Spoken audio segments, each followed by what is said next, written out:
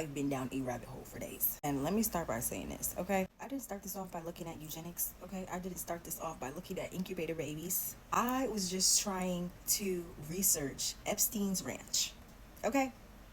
And it has brought me down the biggest rabbit hole. Because when I read, this man is trying to impregnate 20 to 40 women a day. People waking up with equipment plugged into them. I'm like, 20 to 40? This man is not doing this by himself. This man is running a whole lab. And remember, this man was getting funding from billionaires. So I kept digging and I realized this is the same script. This was the same thing that they were trying to do in the 1900s. And it wasn't just funded by scientists and random eccentrics. This was funded by billionaires. The Rockefellers, okay, there goes that name. The Carnegie Institution, the Harrington family, they funded a eugenics program, okay? And Harvard took their money, just like they took Epstein's. Stanford University took their money. They were funding labs, building a whole idea around we can build a better population with better eugenics. This is where it starts to get a little wild, okay? I don't know if you guys remember or you have heard of the World Fairs, right?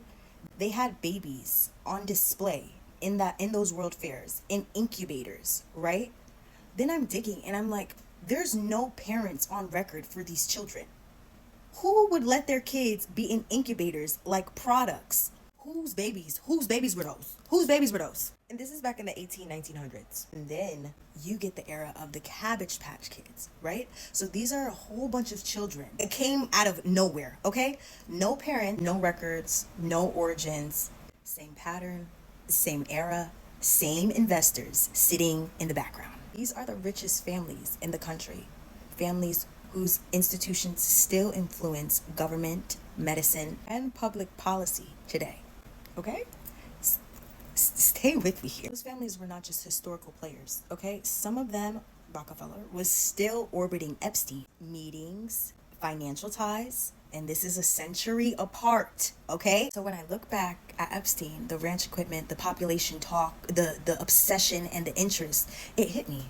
These are not new talks or new things that are trying to be done. He is following the same exact thing that they were doing in the 1900s. They were obsessed with eugenics in the 1900s. There is the same names floating around over again, just in the background now, from the 1900s, a century apart. This is just the beginning, okay?